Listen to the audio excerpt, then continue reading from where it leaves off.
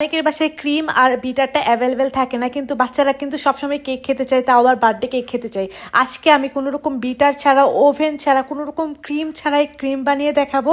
আর এইটা এত বেশি মজা ছিল, মানে ক্রিমটা বিশেষ করে এত বেশি মজা ছিল, মুখে দেওয়ার সাথে সাথেই না হাওয়াই মিঠাইয়ের মতো মিলিয়ে যাচ্ছিল। বার্থডে কেকের জন্য বায়না ধরলে আপনারা হুট করেই এই কেকটা বানিয়ে দিতে পারবেন, মানে ইজিলি বাচ্চারা শান্ত হয়ে যাবে।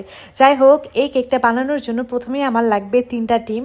আর ডিম 3টা আমার নর্মাল টেম্পারেচারে ছিল, অর্থাৎ ফ্রিজে ছিল, কিন্তু আমি আধা ঘন্টা কিংবা 1 ঘন্টা আগেই বের করে রেখে এটাকে নর্মাল টেম্পারেচারে নিয়ে এসেছিলাম।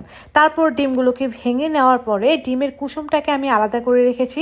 আর এই যে ডিমের সাদা অংশ আছে, এটাকে একটা হ্যান্ড উইক্স দিয়ে খুব ভালোভাবে হুইক্স করে নিচ্ছি। এখন এই ডিমের সাদা অংশের ভেতরে আমি 1/2 কাপ প্লাস 1/4 কাপের মতো চিনি ইউজ করব। হ্যাঁ, তো চিনিটা দেবো আর এরকমভাবে হ্যান্ড উইক্স দিয়ে নাড়তে থাকবো। চিনিটা একবারে দেবো না, 2 থেকে 3 বারে দেবো অ্যান্ড হ্যান্ড উইক্স দিয়ে খুব ভালোভাবে হুইক্স করে নেব। দেখতেই পাচ্ছেন আমি কিন্তু হ্যান্ড উইক্স দিয়ে খুব ভালোভাবে হুইক্স করে নিচ্ছি। আর এটাকে অনবরত করতে থাকবো, মানে যে পর্যন্ত আমার চিনিটা গলে না যায় সে পর্যন্ত আমি হুইক্স করে নেব। চিনিটা আমার অলমোস্ট গলে গিয়েছে, দেখতেই পাচ্ছেন। হুইক্স করতে করতে ডিমটাও কিন্তু অনেকটাই ফোমি হয়ে আসছে। আর যখনই ডিমটা এরকম ফোমি টেক্সচারে চলে আসবে, তখনই এতে দিয়ে দেবো ডিমের কুসুম 3টা।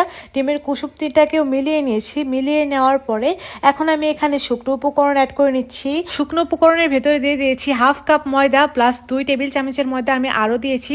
সেই সাথে 2 টেবিল চামচ দিয়েছি কোকো পাউডার আর 1 চা চামচের মতো দিয়েছি হচ্ছে বেকিং পাউডার।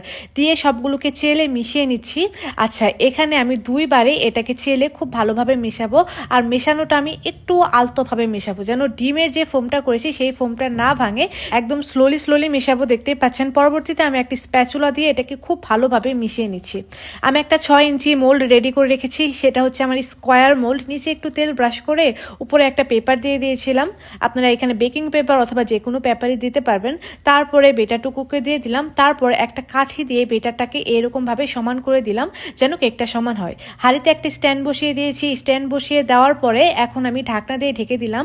এটাকে আমি 2টা ঢাকনা দিয়ে ঢেকে দেবো, যেহেতু প্রথম ঢাকনা দিয়ে আমার অনেকটাই বাতাস বের হয়, তার জন্য আমি 2টা ঢাকনা দিয়ে ঢেকে দিলাম, যেন কেকের ভিতর থেকে কোনো প্রকার বাতাসই না বের হতে পারে। 30 মিনিট এটাকে আমি একদম লো আঁচে জাল দিয়ে নিয়েছি। দেখতেই পাচ্ছেন কত সুন্দরভাবে ফুলেছে এবং ঢাকনাতেও কিন্তু আমার কেকটা ফুলে লেগে গিয়েছে। অনেকেই যারা কেক বানাতে একদমই পারেন না, তারা কিন্তু আমাকে অনেকটাই ভুল ভাবেন। আপনারা ভাবেন যে আমি হয়তোবা ওভেনে কেক বানাই তারপরে হয়তোবা আপনাদের দেখাচ্ছি। আপনারা কিন্তু আজকে প্রমাণ পেয়ে গেলেন, একদম ঢাকনার সাথে লেগে গিয়েছে মাশাআল্লাহ। আর আমি যেহেতু প্রফেশনালি কেক বানাই, আর আমি কিন্তু জানি কোন কেক কোথায় দিলে কিভাবে ফুলবে। যাই হোক, আমি এই সসপ্যানগুলোতে একদম শুরু থেকে কেক বেক করে আসছি। এই সসপ্যানগুলোতে আমার কেক একদম ওভেনের থেকেও পারফেক্ট। যাই হোক, এখন আমি ক্রিম রেডি করে নেব। ক্রিম রেডি করার জন্য প্রথমে একটা ডিমের কুসুমের সাথে দিয়ে দিয়েছিলাম 1/2 কাপের মতো চিনি। সেই সাথে দিয়ে দিয়েছিলাম 1/2 কাপ পরিমাণ গুঁড়ো দুধ এবং দিয়েছিলাম 2 টেবিল চামচ পরিমাণ কর্নফ্লাওয়ার। এবং তারপরে দিয়েছি এখানে একদম ঘন 2 কাপের মতো দুধ দিয়ে এটাকে নাড়িয়ে চাড়িয়ে মিশিয়ে নেওয়ার পর চালটাকে অন করে দিয়ে এখন এটাকে আবারও নাড়তে থাকবো। নাড়তে দেখবেন যে এটা অনেকটাই ঘন হয়ে আসবে। এরকম হালকা একটু লিকুইডে থাকা অবস্থায় এটাকে আমি নামিয়ে নিব, কারণ এটা ঠান্ডা হওয়ার পর আরো একটু ঘন হয়ে যাবে। যাই হোক, এই ক্রিমটার মতো যত বেশি গুঁড়ো দুধ দিবেন এই ক্রিমটা খেতে তত বেশি মজা হবে। যাই হোক, এখন আমি আমার কেকটাকে মোল্ড আউট করে নিচ্ছি। দেখতে পাচ্ছেন কতটা সফট হয়েছে, মাশাআল্লাহ, একদম নরম তুলতুলে কেক হয়েছে। এভাবে জাস্ট আপনারা কেক বানাইবেন, দেখবেন যে সবাই খেয়ে অনেক বেশি প্রশংসা করবে। কেকটাকে আমি স্লাইস করে নিয়েছি। আমি এটাকে 3টা স্লাইস করে নিয়েছিলাম। প্রথম কেকটা বসানোর পর দিয়ে দিয়েছিলাম সুগার সিরাপ, অর্থাৎ চিনি আর পানি দিয়ে গুলিয়ে আমি একটা সুগার সিরাপ বানিয়েছিলাম। সেই সিরাপটা পুরো কেকে দেওয়ার পরে ক্রিমগুলোকে দিয়ে দিয়েছি। আর এখন ক্রিমটাকে কিন্তু খুব সুন্দরভাবে সব জায়গাতে স্প্রেড করে দিয়েছি। তারপর আমি ওই যে 3টা লেয়ার করেছিলাম, একটা লেয়ার আমার ছিল, ওই লেয়ারটাকে আমি একটু ব্লেন্ডারে গুঁড়ো করে নিয়ে কেকের 4 সাইড দিয়ে লাগিয়ে দিয়েছি।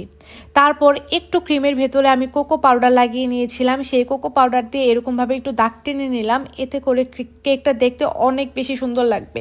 যাই হোক, দেখতেই পাচ্ছেন কেকটা কিন্তু আমার অলমোস্ট রেডি হয়ে গিয়েছে। আর এই কেকটা কাটার পর আমি টোটালি স্যাটিসফাইড। ক্রিমের লেয়ারটাও কিন্তু একদম পারফেক্ট ছিল, মানে খেতেও দুর্দান্ত ছিল। যারা চকলেট লাভার তারা কিন্তু এই কেকটা অনায়াসেই পছন্দ করবে। আর এই কেকের ভ্যানিলা ভার্সন দেখতে চাইলে কিন্তু অবশ্যই কমেন্ট করতে হবে। আচ্ছা, যাই হোক, আমার রেসিপি ভালো লাগলে শেয়ার দিয়ে দিবেন আর অবশ্যই কিন্তু আমার পেজটাকে ফলো দিয়ে রাখবেন। আজ তাহলে এই পর্যন্তই, দেখা হবে নেক্সট এপিসোডে। সে পর্যন্ত সবাই ভালো থাকবেন। আল্লাহ হাফেজ। কেকটা দুর্দান্ত ছিল।